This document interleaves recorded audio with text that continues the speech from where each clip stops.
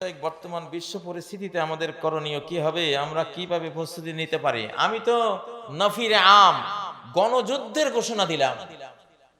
এই দেশের প্রত্যেকটি শিশু এক একজন মুক্তিযোদ্ধা, এই দেশের প্রত্যেক পুরুষ যুবক এক একজন মুক্তিযোদ্ধা, এই দেশের প্রত্যেক নারীও এক একজন মুক্তিযোদ্ধা। যদি দেশের উপর কি হয়, আক্রমণ আসে, রেডি হইতে থাকেন।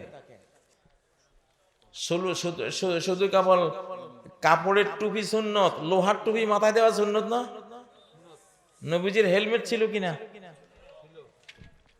হেলমেটের উপরে তলোয়ার আঘাতেই তো এই পর্যন্ত দেবে গিয়ে এটা খোলার সময় ওনার দাঁতগুলি ভেঙে গিয়েছিল। লোহার হেলমেট, লোহার টুপিও সুন্নত। লোহার জামা নবীজি ছিল না, সাজোয়া, লোহার সাজোয়া, লোহার বর্ম, এটাও সুন্নত। ও ভাইয়েরা, ঘর দুয়ারে খালি সোফা সেট, আলমিরা, তারপরে ওয়ারড্রোব, টেবিল, এইটা সেইটা, কত কি সেট, হাতিয়ার একটাও নেই। অথচ আপনাদের ঘরে সব আছে, হাতিয়ার নাই। নবীর ঘরে কিছুই ছিল না, শুধু হাতিয়ার ছিল। তাহলে কতটা উল্টা আমরা। নবীর ঘরে কোনো আলমারিও নাই, খাটও নাই, পালঙ্ক নাই, কোনো ওয়ারড্রোবও নাই, কিছুই নাই, কিন্তু ওনার তলোয়ার ঠিক ছিল, বল্লম ঠিক ছিল, তীর দান তীর ঠিক ছিল, সাজোয়া ছিল, ঢাল ছিল, হেলমেট ছিল, লোহার যত যুদ্ধাস্ত্র সব ছিল। ইসরায়েলিরা বলছে, আমরা ইসরায়েল রাষ্ট্র তৈরি করার সময় নবীর ঘরকে আদর্শ মনে করি আমরা ইসরায়েল রাষ্ট্র বানাইছি। আর কিছু থাক না থাক, সারা বিশ্বের সর্বাধুনিক সব অস্ত্র আমাদের ইসরায়েল রাষ্ট্রে থাকবে। ইহুদিরা আমাদের নবীর ঘরকে ফলো করেছে, আর আমরা উল্টোটা করেছি। ঠিক নয় কি? আমি বর্তমান সরকারকে বলেছি, আমরা অনেকেই বলছেন ট্রেনিং দেন, গণ ট্রেনিং দিতে হবে। গণ ট্রেনিং না দিলে এই দেশ রক্ষা করা যাবে না। বিরাট শত্রু আমাদের চারপাশে, ঠিক নয় কি? গণ ট্রেনিং দিয়ে আমরা ভারত বিরোধী যোদ্ধারা সব জাহান্নাম থেকে মুক্ত, জান্নাতি। আল্লাহ নবী বলে গেছেন, 1400 বছর আগে সুসংবাদ দিয়ে গেছেন, ইসাবাতানে মিন উম্মতি আহরাজাহুমুল্লাহু মিনান নার। আমার উম্মতের দুই দল লোককে আল্লাহ জাহান্নাম থেকে মুক্ত ঘোষণা ডিক্লার করে দিয়েছে। ইসাবাতুন তাকজুল হিন্দ, হিন্দুস্তান যখন ঝাঁপাই পড়বে, অত্যাচার করবে, আমাদেরকে খুন করতে আসবে, এদেরকে রুখে দিবে যারা, এদের বিরুদ্ধে যারা লড়াইতে ঝাঁপিয়ে পড়বে, সব জান্নাতি, জাহান্নাম থেকে মুক্ত। কারা কারা রাজি আছে? আল্লাহু আকবার, আল্লাহু আকবার।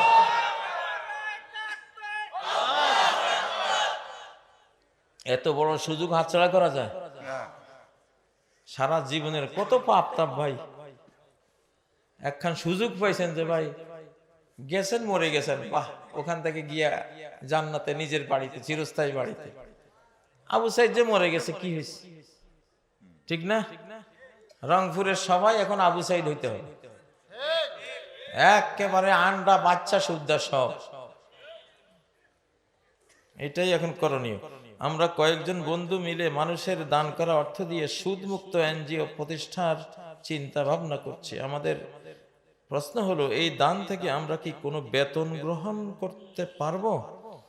বর্তমানে আমরা বিনা বেতনে কাজ করব, এই সিদ্ধান্ত গ্রহণ করেছি। এটা আগে করেন, এটাই সুন্দর, এটাই করেন।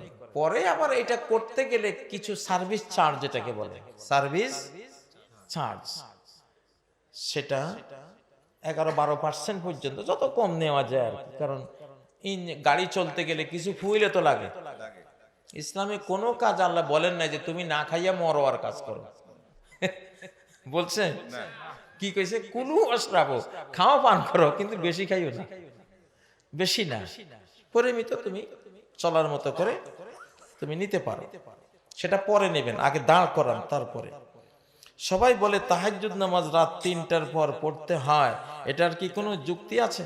যুক্তি আছে। এটা হলো সর্বোত্তম টাইম, জাওফুল লাইলিল আখির, নবীজি বলেছেন, জাওফুল লাইলিল আখির, রাতের শেষ প্রহর। তখন আল্লাহ তাআলা প্রথম আকাশে থাকেন, রহমান রহিম আপনার দিকে এগিয়ে আসছেন, আপনিও ওনার দিকে এগিয়ে যান। ওয়াসজুদু ওয়াকতারিব, সেজদা করো, আমার কাছে আসো। এই জন্য এটা উত্তম। কিন্তু রাতের যে কিয়ামুল লাইল, এটা মূলত শুরু হয়ে যায় মাগরিবের পর থেকে। অনেক সাহাবীরা এটা তাফসীর করেছেন। নবীজিও মাঝে মধ্যে মাগরিব টু এশা পুরা নফল পড়েছে। এই জন্য যারা শেষ রাত্রে জাগতে পারেন না, আজকাল তো রাত 1টা-2টার আগে অনেকে ঘুমায়ও না, তাদের উচিত মাগরিবের পর থেকে টাইম টু টাইম যে কয় রাকাত আপনি পড়তে চান কিয়ামুল লাইল পড়ি, আপনি ঘুমাবেন। শেষ রাত জাগতে পারলে আরো 2-4 রাকাত পড়বেন, না পারলে তো আলহামদুলিল্লাহ আপনি পড়েছেন, তাই না? এটা করবেন। ইসলামে প্রেম বা বিবাহ বহির্ভূত সম্পর্ক হারাম, কিন্তু যদি কাউকে ভালো লাগে তাহলে তার বাসায় প্রস্তাব দেওয়ার আগে আল্লাহর কাছে কি তাকে চাইতে পারি? আল্লাহর কাছে আপনি ভাই যত চান, কোনো কথা নাই। আল্লাহ তো বানাইছে, আপনার জন্য তো বানিয়েছে, আপনি আল্লাহর কাছে চাইবেন। এটা সুন্দর প্রশ্ন। আচ্ছা হুজুর, জমি বন্ধক নেয়া যাবে কি? বন্ধক না, আপনি নিবেন ইজারা। কি নিবেন? ইজারা নেবেন, যে আমি 10 বছরের জমিটা খাবো, 1 লক্ষ টাকা তোমাকে দিলাম, 10 বছর শেষ 1 লক্ষ টাকাও শেষ। এইটা হলো শরিয়ার সিস্টেম, এটা হলো শরিয়ার সিস্টেম। কিন্তু ওই যে টাকাও ঠিক আছে, আবার 10 বছরও খেলেন, এরপরে টাকা নেবেন, এটা সুদ। এটা কি? সুদ। হুজুর, মেশিন দিয়ে বালু তুলে কি বিক্রি করা যাবে? হ্যাঁ,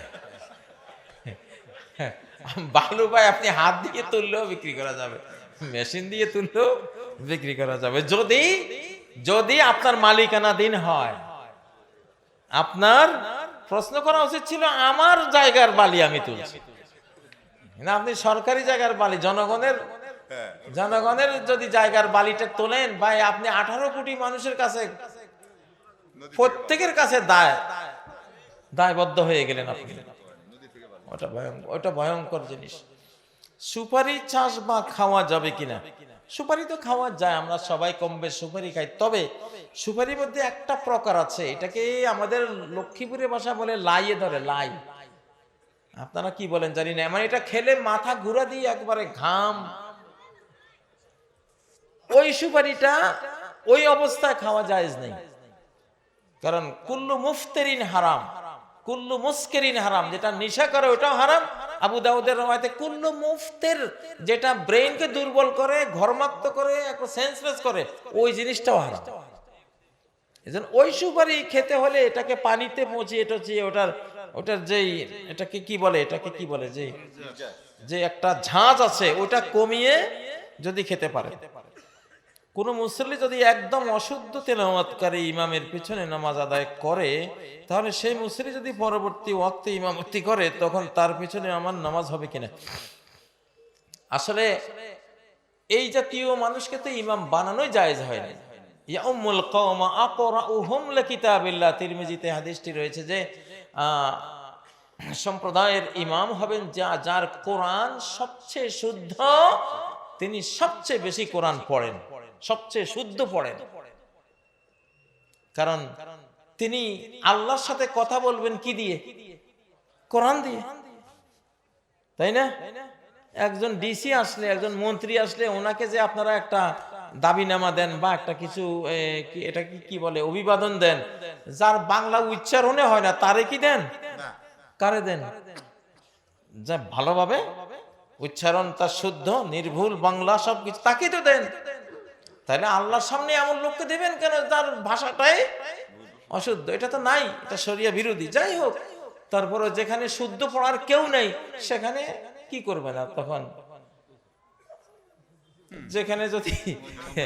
যেখানে মরা গরু ছাড়া কোনো খাবারে নাই, সেখানে মরা গরু খাইয়ে তো জীবনটা বাঁচাইতে হবে, তো ঠিক না?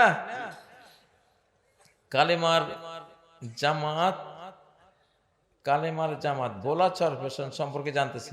বাবারে, এটা আমি আজকে শুনলাম মাত্র। কালেমার জামাত এটা কি? এটা ওরা কি বলে? এটা শুনি নাই আগে, এটা জানি না। হিন্দু মেয়েকে বিয়ে করার ফজিলত, হিন্দু মেয়েরে বিয়ে করার কোনো ফজিলত আছে নাকি? এটা ডাইরেক্ট সূরা বাকারার মধ্যে আল্লাহ নিষেধ করেছেন, ওয়ালা তানকিহুল মুশরিকাতি হাত্তা ইউমিননা, কোন মুশরিকা শিরিককারিনী নারীকে বিয়ে করো না। হ্যাঁ, যদি সে ঈমান আনে, লা ইলাহা ইল্লাল্লাহ মুহাম্মাদুর রাসূলুল্লাহ পড়ে মুসলিমা হয়ে যায়, তারপরে তুমি বিয়ে করো। তখন তো আর সে হিন্দু মেয়ে না, তখন সে মুসলিমা মেয়ে। এখন আপনি কি বুঝিয়েছেন আমি জানি না, আপনি কি এটা বুঝিয়েছেন যে হিন্দু মেয়ে ছিল এখন বাট মুসলিমা হয়েছে? মনে হয় এটাই বুঝাচ্ছে, এটারই ফজিলত জানতে চেয়েছেন। সেটা তো বিশাল বিষয়। লা আন ইয়াহদিয়াল্লাহু বিকা রাজুলান খায়রুল লাক মিন আন ইয়াকুনা লাকা হুমুরুন নাম।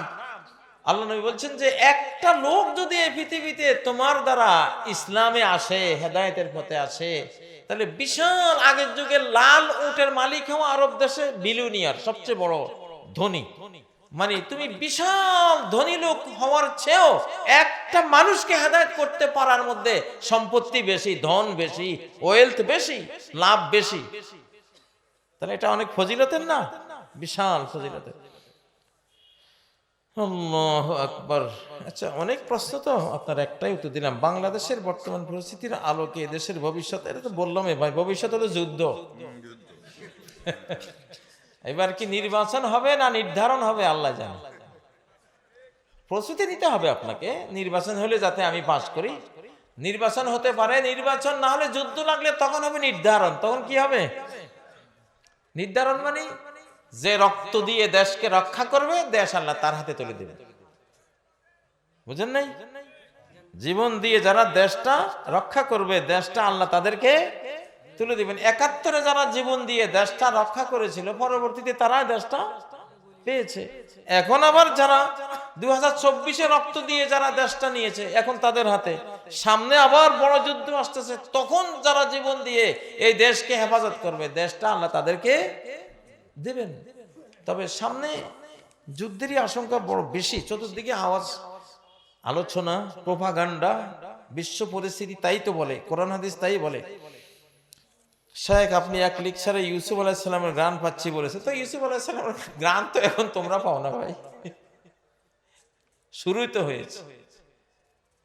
আমি মূলত ওইটা একটা আধ্যাত্মিক ইনফরমেশনের কারণে সাইদি সাহেবকে কেন্দ্র করে ওইটা বলেছিলাম, যার কারণে আমি জেলও গিয়েছি। আমি টার্গেটে ছিলাম যে সাইদি সাহেবের জন্য কি করি, কি করব, ওনার জন্য তো আমার কাছে একটা পাওনা আছে। লাস্টে আমি ওইভাবে কথাটা বলেছি, ওইভাবে বলার পরেও আমাকে ওরা জেলে নিয়ে গেছে যে তুমি সাইদি রে খুব বলছো। ওগুলি বুঝে ও ডিবি অফিসে গিয়ে আমারে বলতেছে কি সাইদি সাহেবের ব্যাপার ওরা টের পাইছে। তো সাইদি সাহেব তো মৃত্যুর পরে যেই সাইক্লোন তুলে দিয়ে গেছেন, সেটাই তো আলহামদুলিল্লাহ। আমরা কেবল বেঁচে থেকে যে সাইক্লোন তুলি এটা তো না, মরার পরেও তো আরো বেশি হয়, ঠিক না? তো এখন সাইদি সাহেব দুনিয়া থেকে চলে গেছেন, থাকলে তো আলহামদুলিল্লাহ আজকে এক বিনা বাক্য ব্যয়ে তিনি জাতির কর্ণধার হয়ে যেতেন। কিন্তু ওনার সন্তানরা সেটা পাচ্ছে, মানে আপনারা, ওনার সন্তানরা, উনি যাদেরকে লালন করে গেছেন, ওনার উদ্বেলিত সেই কোরআনিক কণ্ঠে যারা উজ্জীবিত হয়েছে, আজকে তাদের হাতে তো বাংলাদেশ, আলহামদুলিল্লাহ।